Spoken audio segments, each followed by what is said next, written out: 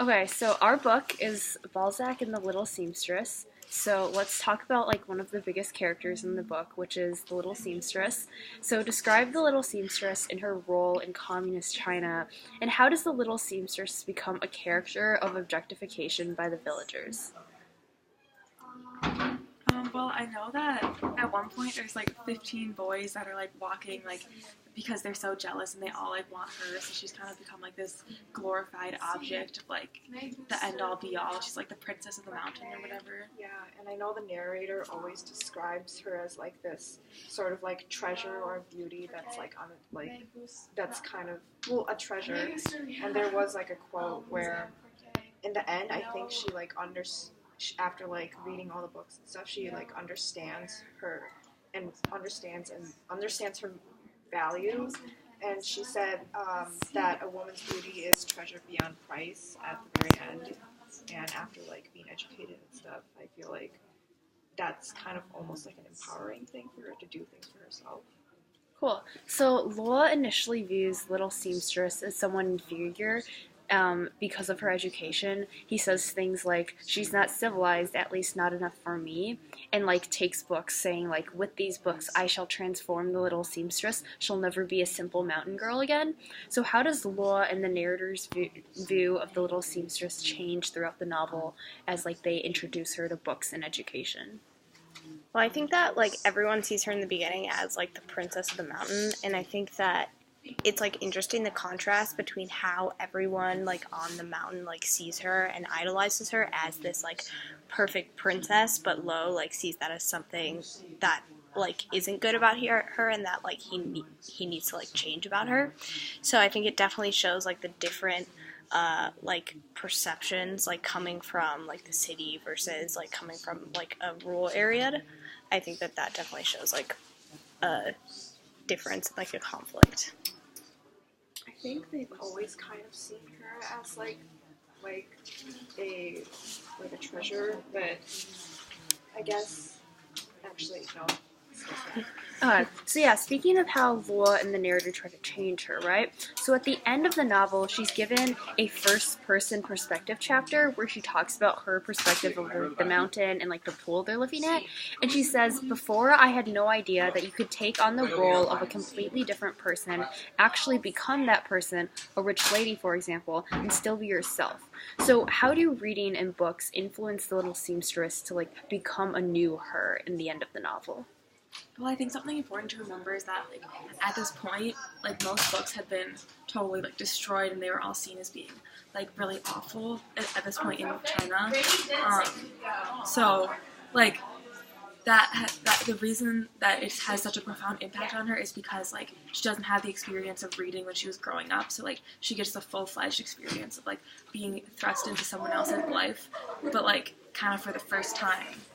So it has a really deep impact on her. Yeah, and again, going back on the empowerment a bit, it's probably reading stuff like this gives power to her and realizes that she actually has the ability to make change for herself.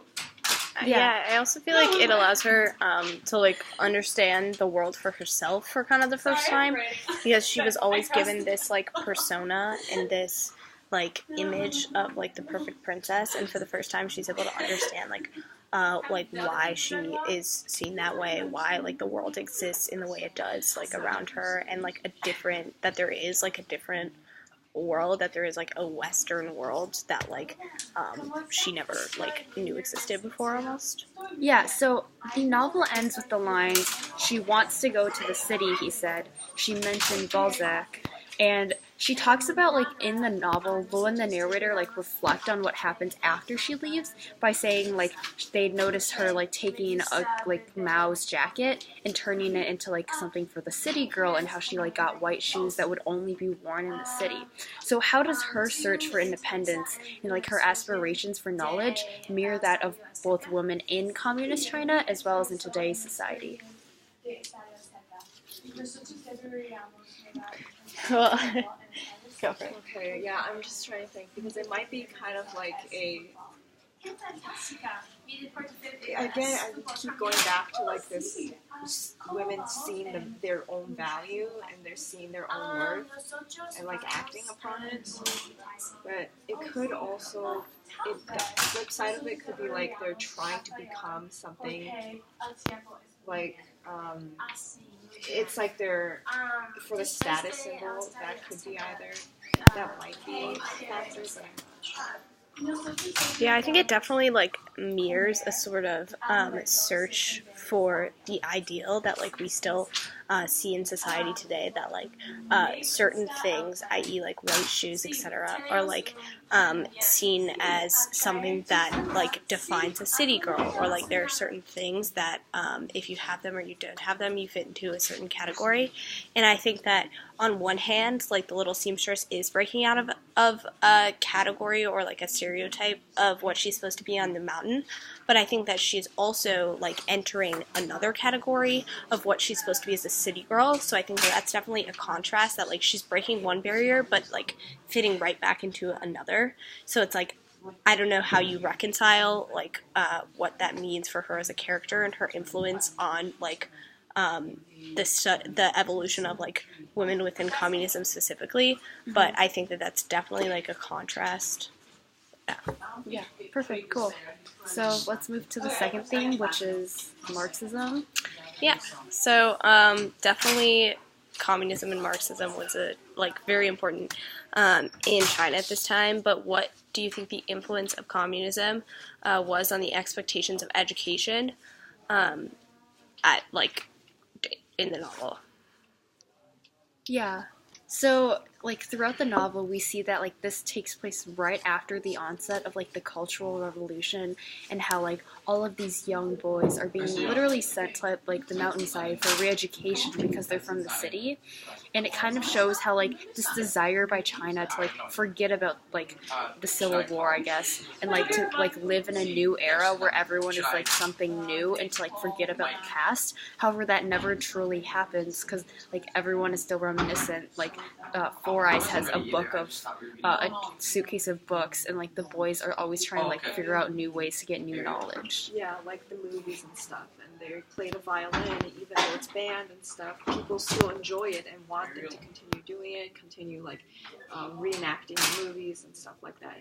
They just can't let it go. I think that an interesting point that this brings up is, like, the fact that they're being re-educated by people who, like, aren't even the stereotypical, like, farmers. Like, they began as opium growers. So I have a quote about this. The sheer audacity of our trick did a lot to temper our resentment against the former opium growers, who, now that they had been converted into poor peasants by the communist regime, were in charge of our re-education.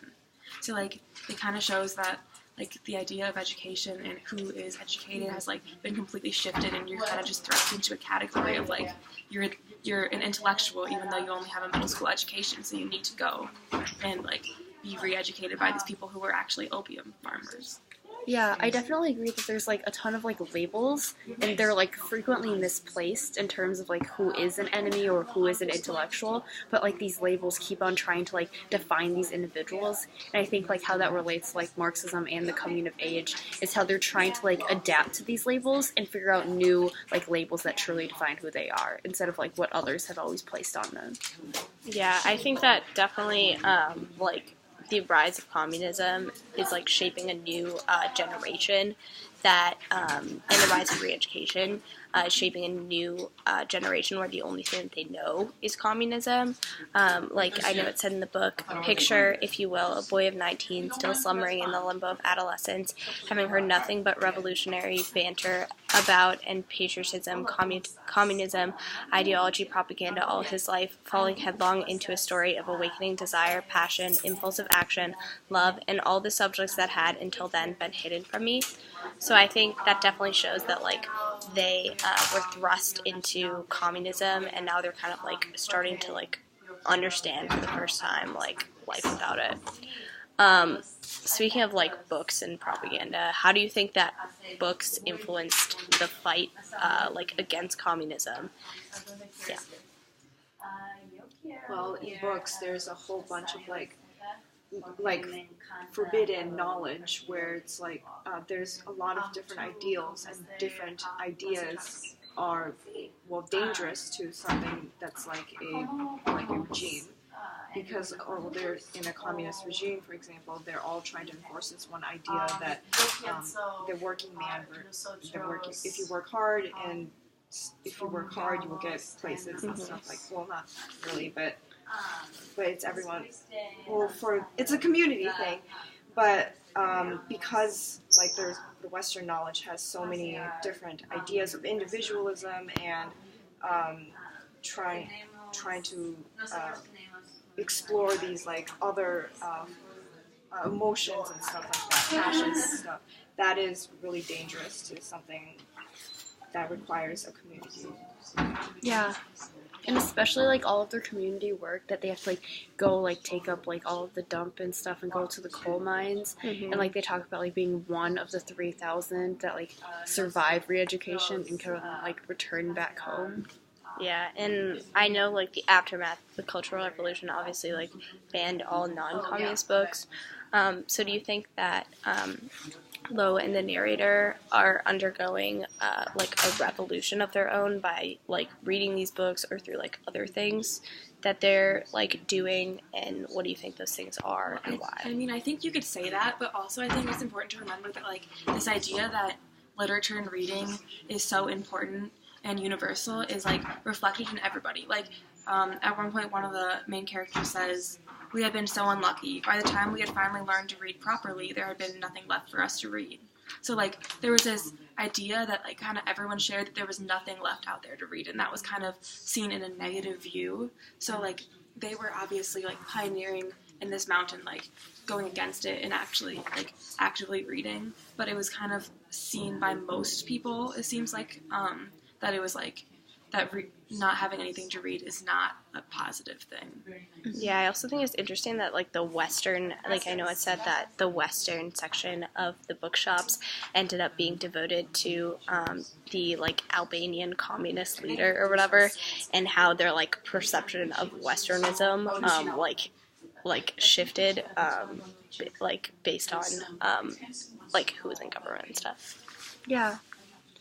Okay, well, we're at 12 minutes, so... Any more questions anyone wants to ask? Yay.